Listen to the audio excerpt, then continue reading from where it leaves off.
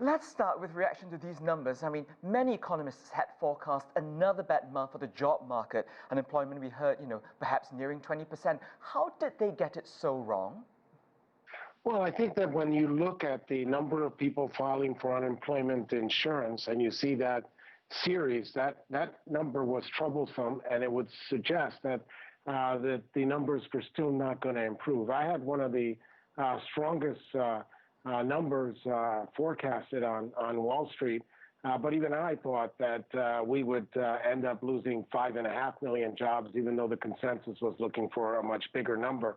I certainly made my forecast based on the very good numbers that we got from the ADP report, but even that positive report turned out to be not positive enough. But when we look at this number, the important thing to keep in mind is that it's great news because it's much better than the market was expecting. But there's still turbulence in these numbers. We still have, over the last 3 months, an increase of 1 million people that have lost their jobs with very little expectation that they'll be called back. Yes, there is a lot of people, almost 80% of the people that have lost their jobs think they'll be called back, but there's still a lot of people that have lost their jobs without that expectation. And by the way, this 13.3% unemployment rate is still higher than the peak that we saw in the great financial crisis. So these numbers are encouraging, but I think it's maybe a little too early to take a victory lap. I'm really glad you brought up that perspective, because you have the president hailing 2.5 million jobs added, but as you say, millions still out of job. And really, there's still quite a lot of economic distress that we see in this country, isn't there?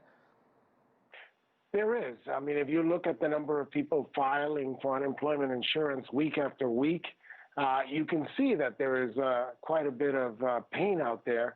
And certainly when you look underneath the hood of these numbers, you don't see a reason for celebration when you see more than 10 million people completely unemployed. I mean, there is a lot of people out there without jobs, and we hear from small businesses telling us they're not going to be able to reopen. So what does that mean?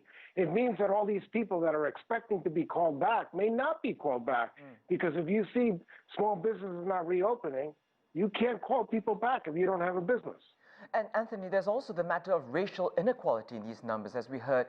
Although overall unemployment dipped, when we break it down, black unemployment actually rose, and this really brings us to the core of the protests gripping our country right now.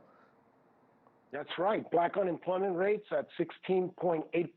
The Hispanic unemployment rate even higher at 17.6%. These are the reasons why there is so much despair out there in the streets, that somehow they don't feel as though they're getting a fair share. And these unemployment rates certainly tell that story quite clearly. And so, Anthony, last question, because unemployment figures are just one indicator. What's the overall health of the U.S. economy? I think that when you look at the second calendar quarter, you're certainly going to see a number, a contraction anywhere from 35 to 40%. These are unheard of numbers. And yes, we're going to get a rebound in the third calendar quarter, but by the end of the year, on a year-over-year basis, we're going to see a 6.5 to 7% contraction in real GDP for the U.S. economy this year.